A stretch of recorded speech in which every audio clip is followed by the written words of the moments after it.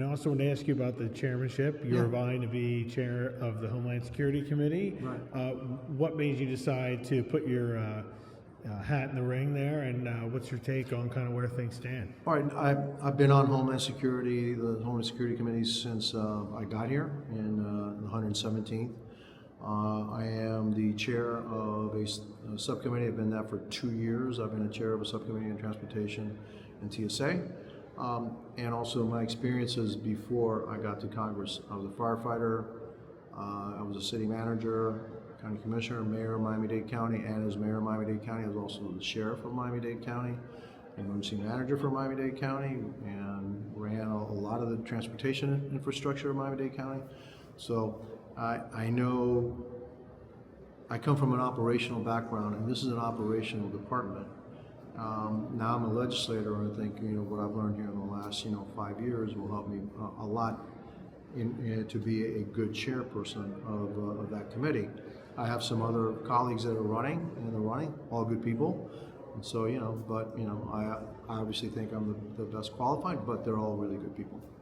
Now, President Trump's doing a lot on immigration, a lot on the border through executive order. Right. And the encounters, as you know, are way down compared to the Biden years. Do you want to see some of that or all of it codified into law so that if the administration changes? If we could, I certainly do want that codified. And look, I always said that what was happening with the Biden administration was on purpose. And this proves it, right? So you've got the president under the same budget with the same number of people. And all it was policy and will. President Biden didn't have the policy and he didn't have the will. Actually, I thought his will was to allow people to come in, okay? You couldn't be, and I said that many times, you can't be that dumb, all right? And so it was done on purpose. Now, why it was done on purpose? That's up to debate, but it was definitely done on purpose, okay? And President Trump has proved it. Simply by executive orders and will, we're basically down to nothing, coming through the southern border. Do we need to codify that? Yes, I do. I think we do, so that in the future, we've given way too much discretion to the administration. And the proof of the pudding is, with the same law, you have what we got with Biden, and you got what we have with President Trump. Same law. No law has changed, right? So that tells you that there's way too much wiggle room inside the law that we have today. Do you think the Speaker would get behind doing that? Because the majority is slim, so you would need some Democrats to get on board. Do you think you guys would be able to get some Democrats? I don't think we need, you need Democrats to get on board in the Senate. In the Senate. We don't need any Democrats here. I mean, you can get it out of here. That's we true. can get it out of here. The question But is, then, we can get out. Can we get it out of the Senate? Can they have closure?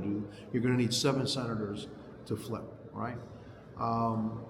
That's a great question. Depends on the bill itself, and then could you somehow, make it word it so that, well, if you vote against this bill, basically you want open borders again, right? And so, I think we need to work on something like that. I have to ask Thune about that one. Yeah, yeah, but we need to work on something like that, because if not, inevitably, the cycle, right? And so that's what happened the first time around, right? With Trump. I mean, they weren't this low, the encounters, but they were low. They were very and low. Biden gets in and just reverses everything he did. Exactly. And so we can expect the same from the next, Democrat, president in the year 2240. That's when they're going to be elected. But we still got to guard against that. Okay. Yeah.